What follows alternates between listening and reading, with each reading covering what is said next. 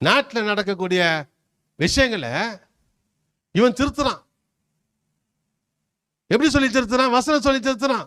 பாவியே மனம் திரும்பு, நீ குடிச்சினா லிவர் போயிடும் உனக்கு, பொண்டாட்டி பிள்ளைங்கெல்லாம் பாவம், குடிக்காத, தப்பு அப்படின்னா, ஏய் சி போ, எங்க வந்து கட்சி நிக்கிற?